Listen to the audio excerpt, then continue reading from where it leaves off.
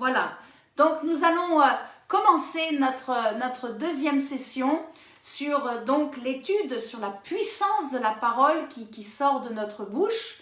Les mots qui sortent de notre bouche, bien sûr, libèrent la vie ou libèrent la mort, mais je ne vais pas développer sur ce point-là. Je voudrais continuer comment le Saint-Esprit m'a guidée dans l'évangile de Luc chapitre 4. Nous allons voir aujourd'hui la deuxième partie, mais avant, vous savez, j'aime bien faire un petit rappel de la session qui a déjà été donnée très rapidement. Nous avons donc vu que nous devons veiller sur nos paroles parce que tout ce qui sort de notre bouche et qui viendrait pour nuire notre prochain ou pour détruire notre prochain, tout cela vient de l'ennemi de nos âmes, vient du diable. Donc nous devons vraiment proclamer la parole de Dieu, c'est-à-dire laisser sortir les sons de notre bouche, la dire à haute voix et bien sûr la dire avec foi. Et nous avons vu le point numéro 2, la puissance aussi de l'adoration. Lorsque nous sortons des sons d'amour, des sons de remerciement à Jésus, cela dégage bien sûr une grande puissance. Et le troisième point, qui est un point vraiment fondamental par rapport au temps que nous vivons aujourd'hui, c'est d'affirmer notre identité. Je suis à Christ, j'appartiens au royaume de Dieu, le Dieu d'Abraham, d'Isaac et de Jacob, le Dieu d'Israël. J'appartiens à Jésus-Christ et il est important vraiment de le proclamer et de le dire. Ainsi, nous avons vu que la parole de Dieu est une puissance face au diable qui est le grand tentateur. Voilà, c'était un petit résumé de la session numéro 1. Voici donc maintenant la session numéro 2 où nous allons donc garder les yeux braqués sur l'évangile de Luc chapitre 4. Vous êtes avec moi, avec la parole de Dieu, qu'elle soit sur tablette ou sur papier. Luc chapitre 4 et nous allons commencer à lire à partir du verset 14 aujourd'hui jusqu'au verset 30. Et la semaine prochaine, session 3, nous prendrons la continuité. Verset 14, Luc chapitre 4. Jésus, revêtu de la puissance de l'Esprit, retourna en Galilée et sa renommée se répandit dans tout le pays alentour. Il enseignait dans les synagogues et il était glorifié par tous. Il se rendit à Nazareth où il avait été élevé et selon sa coutume, il entra dans la synagogue le jour du Shabbat. Il se leva pour faire la lecture et on lui remit le livre du prophète Ésaïe. L'ayant déroulé, il trouva l'endroit où il était écrit « L'Esprit du Seigneur est sur moi, parce qu'il m'a oint pour annoncer une bonne nouvelle aux pauvres. Il m'a envoyé pour guérir ceux qui ont le cœur brisé, pour proclamer aux captifs la délivrance et aux aveugles, alléluia, le recouvrement de la vue, pour rendre libres les opprimés, pour publier une année de grâce du Seigneur. Vous trouverez ça dans Ésaïe 61, versets 1 et 2. Ensuite, Jésus roula le livre, le remit au serviteur et il s'assit. Tous ceux qui se trouvaient dans la synagogue avaient les yeux fixés sur lui. Alors, il commença à leur dire « Aujourd'hui, cette parole de l'Écriture que vous venez d'entendre est accomplie. » Alléluia! Et tous lui rendaient témoignage. Et ils étaient étonnés des paroles de grâce qui sortait de sa bouche. Et il disait « N'est-ce pas le fils de Joseph ?» Jésus leur dit « Sans doute vous m'appliquerez ce proverbe. Médecin, guéris-toi toi-même. Et vous me direz « Fais ici dans ta patrie ce que nous avons appris que tu as fait à Capernaum. » Mais ajouta-t-il « Je vous le dis en vérité, aucun prophète n'est bien reçu dans sa patrie. » Je vous le dis en vérité, il y avait plusieurs veuves en Israël du temps d'Élie, lorsque le ciel fut fermé 3 ans et 6 mois, et qu'il y eut une grande famine sur toute la terre. Et cependant, Élie ne fut envoyé vers aucune d'elles, si ce n'est vers une femme veuve à Sarepta, dans le pays de Sidon. Il y avait aussi plusieurs lépreux en Israël du temps d'Élisée le prophète, et cependant aucun d'eux ne fut purifié, si ce n'est Naaman le Syrien. Ils furent tous remplis de colère dans la synagogue lorsqu'ils entendirent ces choses, alors qu'avant ils étaient très surpris et très agréablement surpris, mais là ils sont en colère. Et voilà que s'étant levés, ils chassèrent Jésus de la ville et le menèrent jusqu'au sommet de la montagne sur laquelle leur ville était bâtie, afin de le précipiter en bas. Mais Jésus, alléluia, mais Jésus passant au milieu d'eux, s'en alla. Voilà que nous avons vu au début de Luc chapitre 4 que Jésus était rempli du Saint-Esprit. Le Saint-Esprit était donc avec lui. Et là, il est dans une autre dimension. Il est revêtu de la puissance du Saint-Esprit. C'est donc le Saint-Esprit, l'onction qui est sur lui. Et que se passe-t-il? Jésus enseignait. De la racine grecque didasco, didasco. Il instruisait. Jésus prêchait dans une grande pureté. Psaume chapitre 12, versets 6 ou 7 selon les versions que vous avez des Saintes Écritures. Psaume 12, les paroles de l'Éternel sont des paroles pures. Waouh! Un argent éprouvé sur terre au creuset et 7 fois épuré. Voilà que l'argent a été 7 fois épuré. Il devient donc pur et Dieu nous donne cette image pour nous faire comprendre que tout ce qui est écrit dans la parole de Dieu, dans la Sainte Bible, tout est pur. Chaque parole est bien pesée. Chaque parole vraiment qui est donnée est pure. Voilà que Jésus, donc, mes amis, enseigne qui il est. Il enseigne qui est le Créateur et il enseigne les réalités spirituelles. Alors de temps en temps, il va parler en parabole. Ce n'est pas le sujet de ce soir, mais c'est important de le savoir que Jésus parlait avec des histoires imagées pour entraîner les disciples à aller comprendre, chercher les mystères cachés. Car il y a des révélations. Oh, j'aime cela. Je compare toujours cela lorsque j'étais gamine et que j'allais chercher les œufs. Il fallait chercher où les poules avaient mis les œufs. Il faut chercher. Et j'aimais cela quand j'étais enfant. Et j'ai cette même sensation, cette même soif, ce même désir. Lorsque j'ouvre la parole de Dieu, à chaque fois je dis, il y a quelque chose que je dois découvrir. Ça, c'est être amoureux de Jésus. C'est ça, aimer la parole de Dieu. C'est se dire qu'à chaque fois qu'on l'ouvre, même si on a déjà lu 10 fois, 15 fois le même passage, même si vous avez déjà lu peut-être 50 fois la Bible en entier, il y aura toujours quelque chose de nouveau à découvrir. C'est ça qui est glorieux. Il y a toujours quelque chose de nouveau. C'est tellement merveilleux. Alléluia! Et la parole de Dieu est toujours accompagnée du Saint-Esprit. C'est pour cela qu'à chaque fois que nous la lisons, il y a la puissance qui se dégage. Et à chaque fois que nous libérons la parole de Dieu, eh bien je peux vous assurer, il y a une onction de guérison qui vient sur nous. Jésus enseignait et il guérissait les malades. Alors, Psaume 107, verset 20, Psaume 107, verset 20, il envoya sa parole et les guérit. Ils étaient étonnés, les Juifs pharisiens et religieux, et pourtant, à ce moment-là, au début, ils étaient en train de glorifier Jésus parce qu'il enseignait la parole de Dieu, il enseignait les Écritures, Ésaïe 61, il enseignait ce que les prophètes disaient, ils étaient même étonnés, comment est-ce qu'il peut connaître tout cela? Et en plus, il guérissait beaucoup de malades. Lorsque vous êtes peut-être un homme ou une femme de Dieu, je vous assure, lorsque vous allez prêcher l'Évangile, croyez que vraiment il y a une onction de guérison qui est sur vous pour libérer les captifs, pour délivrer les opprimés et surtout pour guérir ceux qui sont dans la souffrance. Alors je crois que quelqu'un que vous allez rencontrer et qui refuse la Bible, qui refuse la parole de Dieu, c'est vraiment quelqu'un qui refuse Dieu. car il est impossible de séparer Dieu de sa parole. Ce n'est pas possible.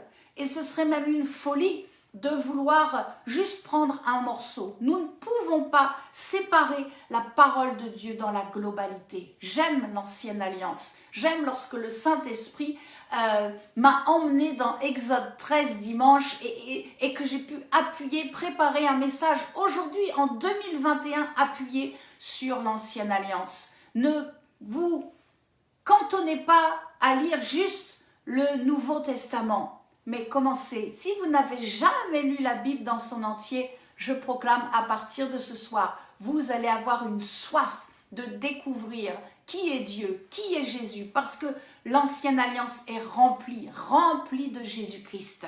Alors la Bible, bien sûr, vient laver notre âme de toute la pollution du monde, de tous les faux raisonnements, des fausses doctrines, tout ce qui est mauvais, tout ce qui est mensonge et incrédulité du monde. La parole de Dieu vient laver vraiment notre âme de toute cette pollution.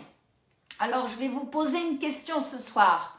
Alors, Mounir, peut-être, ou Samir, est-ce que vous voulez devenir fort? Est-ce que vous voulez devenir meilleur? Est-ce que vous voulez être rempli de lumière? Eh bien, lisez la parole de Dieu.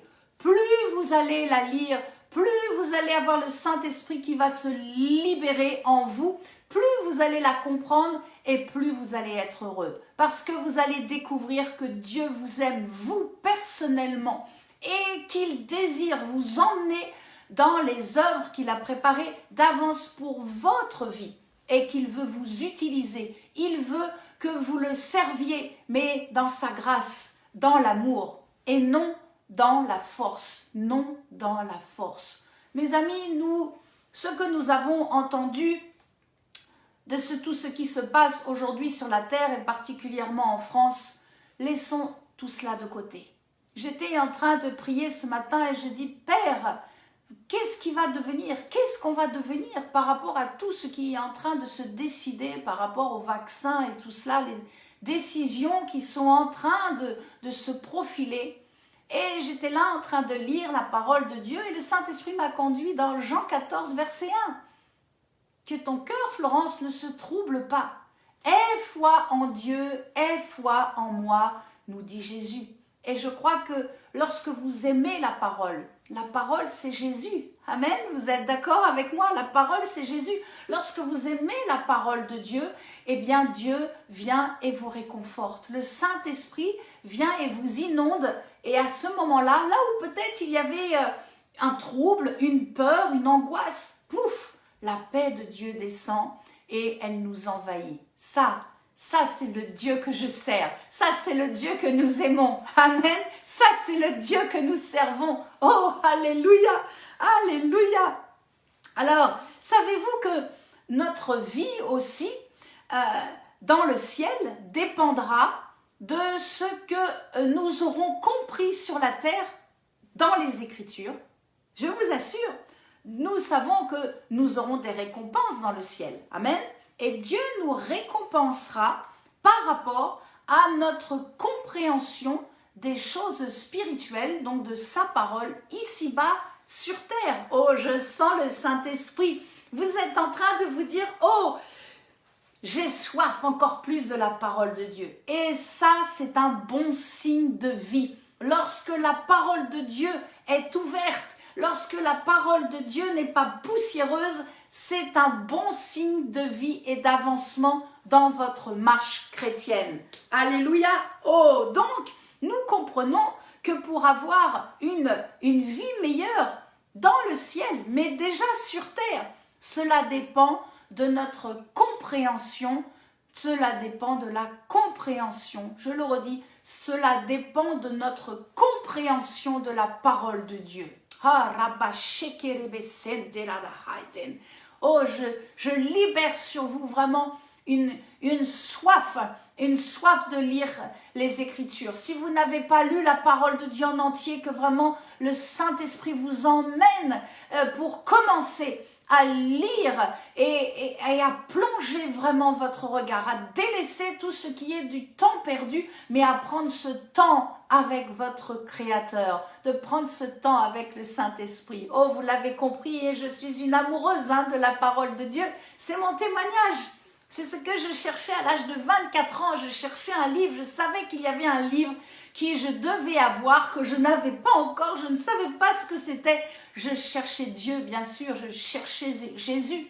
Mais lorsque j'ai découvert que le livre que j'avais besoin sur ma table de nuit, c'est ce que je cherchais, oh mes amis, je ne la quitte plus. Partout où je vais, j'emmène toujours la parole de Dieu avec moi. Bien sûr, Jésus est dans mon cœur, il est dans ma vie, mais vraiment, au niveau des Écritures, c'est très important, très très important. Et si vous n'avez pas lu la Bible en entier, je vous invite à ce soir de commencer maintenant. Alléluia! Alors j'aimerais maintenant passer à un point très rapide parce que ce n'est pas mon appel. Je ne suis pas docteur de la loi, mais voilà, j'ai été bien enseignée et il y a donc 3 niveaux de la parole que nous devons savoir. Ça, c'est vraiment quelque chose de très simple, mais vraiment, nous devons être au clair là-dessus. 1, il y a l'exhortation. 2, la prédication. Et 3, l'enseignement. Jésus enseignait. 1, l'exhortation, du grec parakletos, qui veut vraiment entraîner les paroles qui sortent dans nos bouches pour consoler, pour réconforter. L'exhortation ne va pas condamner. L'exhortation est toujours là pour encourager et pour faire du bien. Ensuite, la prédication. Alléluia, s'il y a des évangélistes, c'est pour nous la prédication. Alléluia, c'est pour libérer la foi, activer la foi, enclencher la foi, motiver la foi. Et bien sûr, la prédication, c'est pour prêcher l'œuvre de la croix. Romains 10:8, c'est la parole de la foi que nous prêchons. Et puis, il y a donc le 3e niveau qui est l'enseignement, qui est le sujet donc, que nous traitons ce soir. Je vous l'ai dit, ça vient du grec didasko et là, c'est vraiment pour instruire. Si vous désirez avoir vraiment un bon enseignement, je vous invite à aller sur le site de pasteur Daniel Vindini, salutpourlemonde.com, et de vous inscrire à l'Institut Daniel Vindini. Vous aurez vraiment des profondeurs dans la parole, vous aurez les révélations qu'il reçoit vraiment. Et c'est un homme qui a reçu au mur des lamentations, c'est ce qu'il a reçu, c'est son ministère. Alors profitez-en. Voilà, l'Institut Daniel Vindini. Alors, je crois que la parole de Dieu, lorsque elle sort de notre bouche, c'est le thème de ce soir. Jésus enseignait, mais Dieu nous utilise aussi pour libérer sa parole. Eh bien, nous libérons la vie. Oui, mes amis, nous libérons la vie, nous libérons la foi, nous libérons la puissance et nous libérons bien sûr des paroles de grâce. C'est ce que Jésus disait lorsqu'il était dans la synagogue, et c'est ce qui a étonné les religieux. Vous êtes avec moi? Oh, alléluia! C'est ce qui va étonner les religieux. C'est ce qui va étonner les religieux en ce 21e siècle, parce que nous allons être utilisés par la puissance du Saint-Esprit afin de libérer des paroles de grâce. Ils étaient étonnés des paroles de grâce qui sortaient de la bouche de Jésus. Mais dis donc, Jésus, c'est le fils de Joseph là et de Marie. Joseph là, le charpentier. Mais on le connaît. On l'a vu grandir, il était tout petit là, il tapait avec son marteau, il tapait sur les clous avec son père. Non, ce n'est pas possible. Ce n'est pas lui le Messie. Voilà ce que certaines personnes vont déclarer sur votre vie. Il y a des endroits, mes amis, il faut partir. Il y a des personnes, il faut s'éloigner. Ceux qui disent, mais non, ce n'est pas possible. Toi, là, je t'ai vu grandir. Tu en es toujours à ce niveau-là. Mais ils n'ont pas vu. Ils n'ont pas vu votre cœur qui s'est sanctifié. Ils ne connaissent pas votre intimité dans votre relation avec le Père. Ils ne voient pas que lorsque vous priez pour les gens, des gens sont guéris, que les gens se tournent vers le Seigneur. Jésus, lui, voit tout ça. Et il vous encourage encore ce soir. Il vous encourage à persévérer pour continuer de semer la parole, pour continuer de libérer la parole de Dieu auprès de ceux qui souffrent et de prier pour eux. Ne vous occupez pas, je pèse mes mots, ne vous occupez pas des religieux. Satan ne peut rien contre nous. Il a été vaincu à la croix. Suivez-moi bien. Ce n'est pas lui qui vient pour nous faire de la peine ou qui vient pour envoyer la trahison, le rejet, ce qui vient pour en parole de méchanceté. Ce sont ceux du dedans, ce sont ceux qui confessent Jésus-Christ mais qui disent « Mais voyons, Jésus c'est le fils du charpentier ». Et qu'est-ce qu'ils vont faire? Alors qu'ils étaient étonnés, alors qu'ils ont glorifié Jésus, plus tard ils ont essayé de le tuer. Oh, mes amis, le disciple n'est pas plus grand que le maître. Non, non, non. Par où Jésus est passé, nous passerons également. Et je pourrais vous donner les témoignages. Le temps est court, mais cela m'est arrivé au Burkina Faso. Cela m'est arrivé encore au Togo en ce début d'année où des religieux sont bien là et ils font penser qu'ils vous accueillent. Ils font même croire qu'ils vont vous inviter à prêcher. Et 1 heure avant le culte, eh bien, ils annulent la réunion. Ce sont ceux-là, mes amis. Oh, je leur ai pardonné et je les bénis. Mais je continue ma route tout droit et je ne m'occupe pas de ces personnes-là. Ne vous occupez pas de tous ceux qui sont avec un esprit de religiosité. Vous êtes une femme, vous êtes appelée à prêcher. Allez-y, prêchez. Et si vous désirez avoir plus d'onction, écrivez-moi. Si vous n'êtes pas encore ordonné, que vous n'avez personne pour vous ordonner, écrivez-moi. On va trouver une solution. On va trouver une solution. Avec Jésus, il y a toujours une solution. Mais ne vous occupez pas de tous ceux qui viennent pour vous critiquer ou tous ceux qui viennent pour vous amoindrir et qui ne croient pas en ce que Dieu a placé en vous. Moi, je crois que Dieu vous appelle à davantage étudier la parole de Dieu. Nous sommes dans un temps où Dieu nous appelle à nous préparer avant le retour glorieux de Jésus et il désire nous imprégner encore davantage de sa parole. Éphésiens chapitre 4, verset 24. Vous êtes avec moi? Jésus, c'est la grâce. Jésus, c'est la grâce. Les religieux viendront toujours pour pointer du doigt quelque chose que vous avez raté ou pas accompli. Jésus pardonnera toujours. C'est la grâce. Éphésiens chapitre 4, verset 29. Qu'il ne sorte de votre bouche aucune parole mauvaise, mais s'il y a lieu, quelques bonnes paroles qui servent à l'édification et communiquent une grâce à ceux qui l'entendent. L'édification, c'est pour bâtir. Dieu désire bâtir votre foi par sa parole et communiquer une grâce à ceux qui l'entendent. Ce qui sort de notre bouche, les autres ont les oreilles ouvertes et ils entendent. Et Dieu désire que nous fassions du bien. Dieu désire vous utiliser pour encourager, pas pour condamner. Pas pour condamner, c'est fini ce temps-là, c'est fini. Si tu es malade, ce n'est pas parce que tu pèches. Si tu es malade, c'est parce qu'il faut que tu rentres par la foi, que la guérison est déjà acquise par les meurtrissures de Christ à la croix. C'est différent. Il est important de retirer nos lunettes et de voir plus clair au regard vraiment des Saintes Écritures. Parce que c'est cela que Dieu désire. Dieu désire que de faire de nous une nouvelle créature afin que nous leur apportions le pain de vie qui est Jésus. C'est ce que Dieu désire. Vous êtes ensemble, ce que nous faisons ici sur cette terre. Nous venons apporter une nouvelle nourriture pour les autres. Et par la parole de Dieu qui vit en moi, eh bien je vais nourrir les autres. Oh, vous allez me dire, oui, mais toi, tu es évangéliste, tu es dans le ministère. Mais pour vous aussi, là où Dieu vous place, au sein de votre famille, auprès de vos enfants, dans le pays où vous habitez.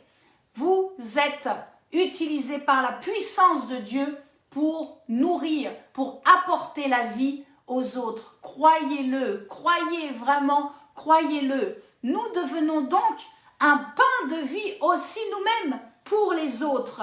Jésus-Christ a été le pain de vie, immolé, passant par la croix. Mais grâce à son sacrifice, je deviens moi-même aussi un pain de vie pour mon prochain. Pourquoi ? Parce que lorsque je vais libérer la parole de Dieu, je vais communiquer un encouragement envers ceux qui aiment Jésus et je vais donc libérer une odeur de vie.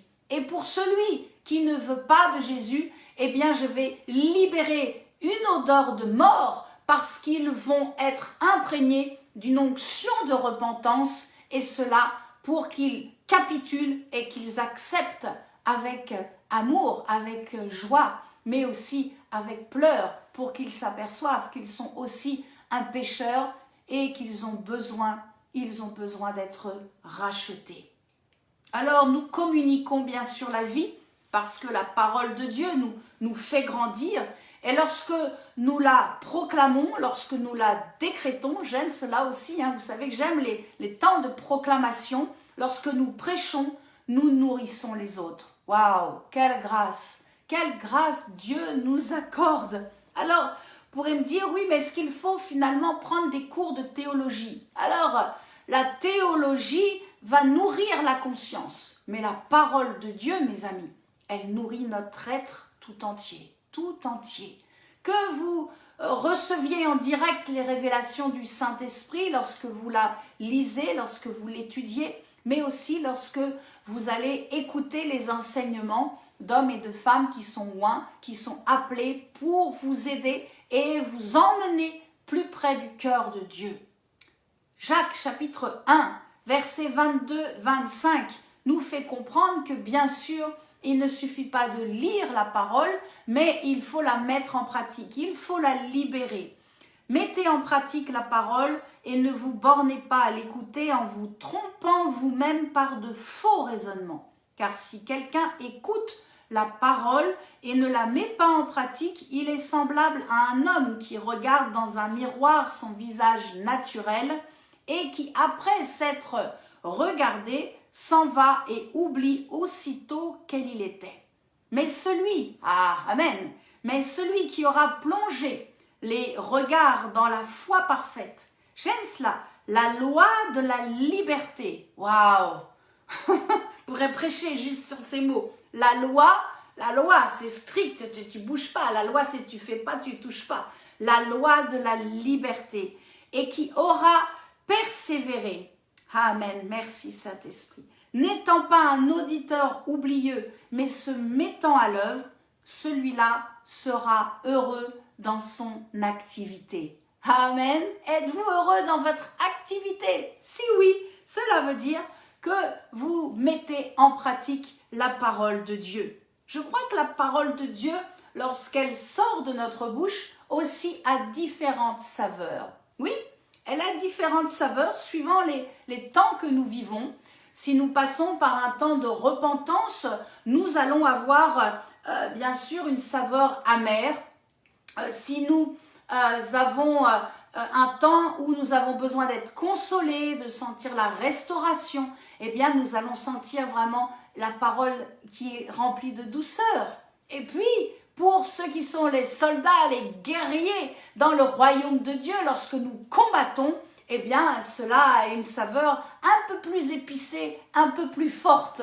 Alléluia, la parole de Dieu dans notre bouche peut avoir différentes saveurs. Ce qui est important, mes amis, c'est de consommer. Consommons la parole de Dieu, c'est la puissance de l'onction. En consommant la parole de Dieu, à chaque fois que je me nourris avec la parole de Dieu, eh bien, je m'en vais pour libérer la puissance de l'onction. Et vous savez, une onction qui est entretenue, une onction qui est appuyée sur les Écritures, cela va libérer une onction fraîche. Il y a l'onction du feu de l'évangéliste, mais il y a aussi cette onction qui vient pour rafraîchir, un vent frais qui passe quand il fait très chaud et cela fait du bien à notre corps. C'est la même chose spirituellement. On devient un peu des ventilateurs du royaume de Dieu. Nous envoyons des onctions fraîches. Amen. Nous envoyons des onctions fraîches sur notre prochain. Alors je vous encourage vraiment, sérieusement, je vous encourage à lire davantage la parole de Dieu. Alors, pas dans un sens, il faut que je lise, l'évangéliste a dit, ce soir il faut que je lise au moins un chapitre. Non, non, non, vous n'êtes pas obligés, mes amis. Je viens de le dire, la loi de la liberté, pas la loi de je dois faire, la loi de la liberté. Tu es libre. Si ce soir tu veux lire juste un psaume, si tu veux juste lire un verset, si tu veux relire Luc chapitre 4, ou si tu ne veux pas lire, tu es libre. Dieu t'aimera de toute façon, de la même façon, mais ne te prive pas. Il t'attend, il désire passer du temps avec toi. Il désire passer du temps. Ne prenez pas la lecture de la parole de Dieu comme un acte rituel obligatoire, mais faites-le dans le sens, c'est une réponse de foi, une réponse d'amour à Dieu qui vous aime et qui vous attend. Oh, je sens la paix et la présence du Père qui me dit, oui ma fille, je valide ce que tu dis. Dieu est en train de valider dans votre cœur et vous allez avoir un amour et vous allez avoir un entrain et une joie pour lire la parole de Dieu alors qu'avant peut-être vous le faisiez par habitude ou peut-être vous le faisiez comme un acte rituel. Je dois prier, je dois lire ma Bible, je dois de temps en temps jeûner, prendre la Sainte Seine. Faisons les choses vraiment dans la liberté de l'esprit. C'est ça qui est merveilleux, c'est ça qui est glorieux. Alors, pour finir, un point très important. Je crois que plus nous étudions la parole de Dieu, plus nous devenons intelligents. Oh, évangéliste, qu'est-ce que tu nous dis? Je vous assure, vous voulez être intelligent? Alors lisez plus la parole de Dieu. Je suis plus intelligente aujourd'hui qu'il y a plusieurs années parce que je m'imprègne de la parole de Dieu, parce que j'aime lorsque je désire aller en profondeur, découvrir qui est mon Père, qui est celui qui m'a créé, qui est celui avec qui je vais vivre éternellement, ou ce qui va arriver dans les temps, ou ce qui vient pour consoler, réconforter mon cœur. Oui, la parole nourrit. Tu as raison, Christine, la parole nourrit, c'est une nourriture. On nourrit bien notre corps 3 fois par jour, des fois 4 avec le goûter des enfants. Hein? Et prenez du temps par amour avec Jésus. Je crois que plus nous lisons donc la parole de Dieu et plus nous l'étudions, nous allons en profondeur, eh bien notre intelligence est activée et elle est régénérée par la parole de Dieu. La parole de Dieu vient et régénère bien sûr notre intelligence. Ça c'est merveilleux, ça c'est Dieu, ça c'est la puissance de Dieu. Alors je vous invite vraiment à laisser le Saint-Esprit vous enseigner, laisser le Saint-Esprit vous conduire dans des temps d'amour. Vous savez, quand on est amoureux, on veut toujours être avec le bien-aimé. Eh bien, c'est la même chose. Jésus vient bientôt et il va venir chercher son corps, le corps de Christ. Il va venir nous chercher, nous, l'Église. Il vient nous chercher et il vient chercher pas celui ou celle qui est tiède, mais celui qui a vraiment, qui est bouillant, qui aime d'un amour profond. Et je prie vraiment, lorsque j'ai préparé cette étude, j'ai prié pour chaque personne qui se connecte aujourd'hui et dans les jours à venir. J'ai prié vraiment que vous réalisiez maintenant, pas demain, là en cet instant, que chaque parole de Dieu qui sort de votre bouche, que vous réalisiez que chaque parole libère la vie, chaque parole libère la bénédiction de Dieu. Quel privilège Dieu nous donne À chaque fois que nous libérons la parole de Dieu, que vous parlez à quelqu'un qui n'a pas donné sa vie à Jésus-Christ, et que vous lui dites Jean 3,16, où tu lui dis Jésus-Christ c'est le chemin, la vérité et la vie, nul ne vient au Père que par Jésus. À chaque fois que vous libérez la parole de Dieu, vous libérez le miracle de la transformation d'une vie. Alléluia! Vous libérez le miracle de la transformation d'un cœur. Vous libérez le miracle de la transformation d'une destinée. Waouh! Quelle gloire! Quelle gloire! Oh oui, je veux encore plus voir ta gloire, Père. Sur chacun d'entre vous, je veux recevoir vos témoignages de ce que vous vivez à travers, par la parole, à travers la parole, appuyez sur la parole de Dieu et la parole puissance et vie qui sort de votre bouche. Alors pour finir, j'aimerais lire un passage dans Matthieu chapitre 5 au verset 2 où Jésus voit la foule et je terminerai avec cela. Jésus voit la foule et il monte sur la montagne et voilà qu'il s'assoit avec les disciples et il est en train de dire, c'est bien sûr le sermon des béatitudes, ayant ouvert la bouche, il enseigna. Si vous voulez commencer à enseigner vos enfants, il faut ouvrir la bouche, il faut que les sons sortent, ça nous l'avons bien compris. Et Jésus dit, heureux les pauvres en esprit, Matthieu 5 verset 2, heureux les pauvres en esprit, car le royaume des cieux est à eux. Heureux les affligés, car ils seront consolés. Heureux les débonnaires, car ils hériteront la terre. Alléluia, amen. Heureux ceux qui ont faim et soif de la justice, car ils seront rassasiés. Heureux les miséricordieux, car ils obtiendront miséricorde. Heureux ceux qui ont le cœur pur, amen, car ils verront Dieu. Heureux ceux qui procurent la paix, car ils seront appelés fils de Dieu. Heureux ceux qui sont persécutés pour la justice, car le royaume des cieux est à eux. Heureux serez-vous lorsqu'on vous outragera, qu'on vous persécutera, qu'on dira faussement de vous toutes sortes de mal à cause de moi. Alléluia, amen, un grand alléluia. Je sais qu'il y en a d'autres qui passent par là aussi. Réjouissez-vous et soyez dans l'allégresse, parce que votre récompense sera grande dans les cieux, car c'est ainsi qu'on a persécuté les prophètes qui ont été avant vous. Verset 13, vous êtes le sel de la terre.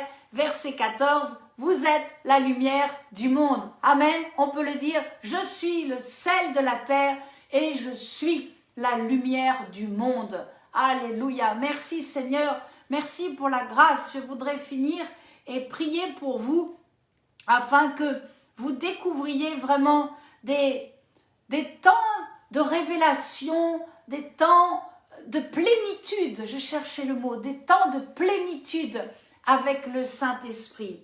Oh, louange, louange et gloire à Dieu, louange et gloire à Dieu. Roma sente kerobo sonden, roda sante kerebere shente kerebariana sanden. Alléluia, je couvre du sang de Jésus-Christ chaque parole qui sont sorties de ma bouche. Je proclame qu'elle produit son effet.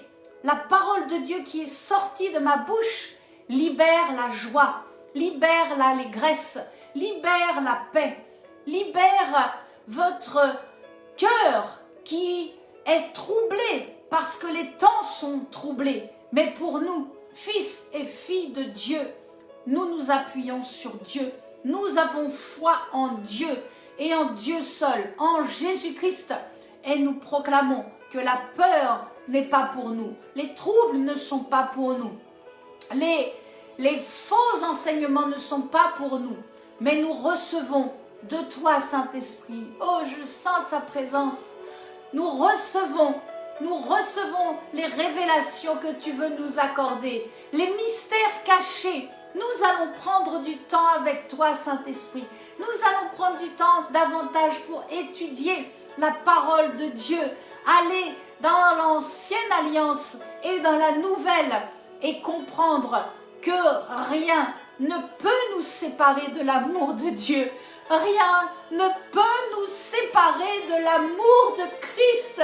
Rien, mes amis, ni un vaccin, ni les temps troublés, ni la persécution, ni la méchanceté des religieux, rien ne peut nous séparer de la grâce, rien ne peut nous séparer de Christ. Alléluia, merci Père. Je te loue et je te rends grâce pour les instants merveilleux que mes frères et sœurs vont passer à étudier ta parole, à plonger leur regard, mais surtout à plonger leur cœur qui a besoin d'être guéri, qui a besoin d'être consolé, pour chaque cœur qui a besoin d'être restauré, encouragé. Merci Saint-Esprit, c'est toi qui le fais, car rien ne peut séparer la parole de Dieu du Saint-Esprit. Alléluia Jésus. Merci Seigneur. Merci pour ton immense bonté. Merci, merci, merci Père. Amen.